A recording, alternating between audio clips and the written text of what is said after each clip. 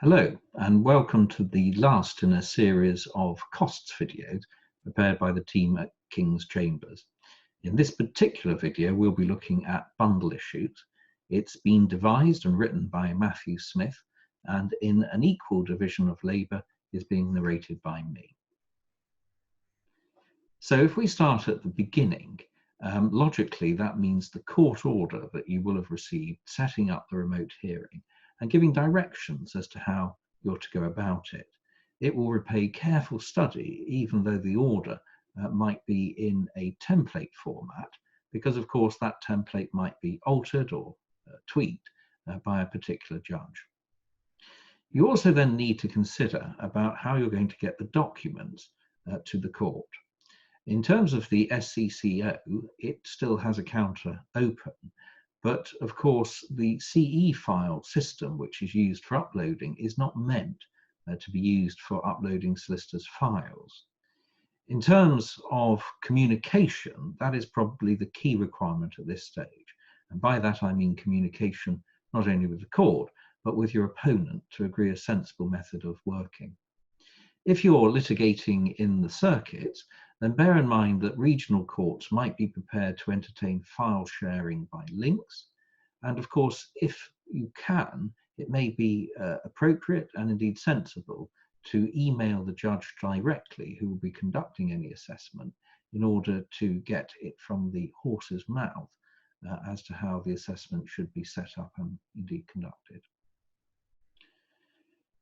Moving on to some practicalities, just bear these points in mind.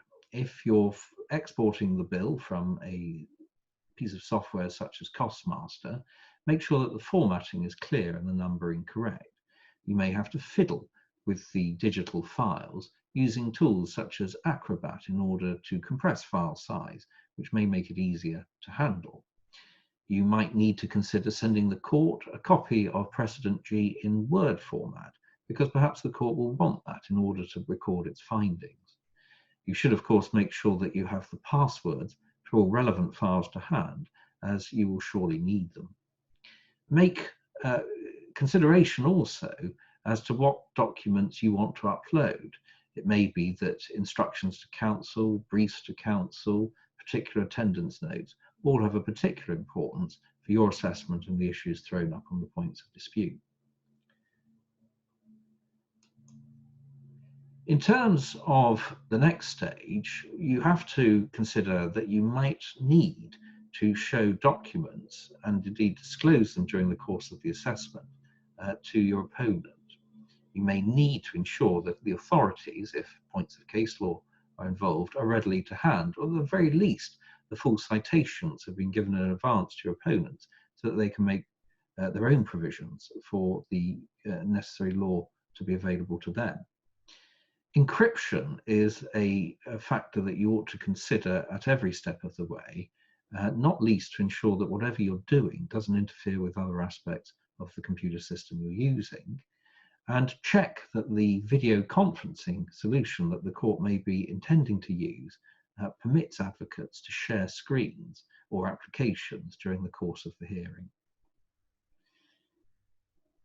A further point to bear in mind is that although, as a general principle, documents which are disclosed in the course of an assessment are only disclosed for the purposes of that assessment, you may, if you're providing your opponent with copies in PDF format of sensitive or privileged documents, want to make that explicitly clear in terms of the way that you do disclose it to them with appropriate legends or statements to that effect.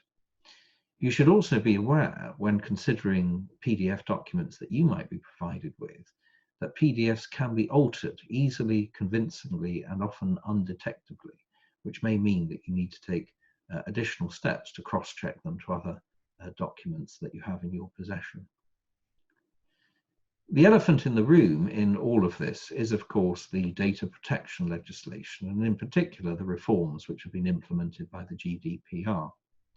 You should give consideration to whether you need to redact any of the documents that you are proposing to upload. You should check that you or your compliance officer are content with the underlying platform that you're using, in particular its robustness and its compliance with the legal requirements.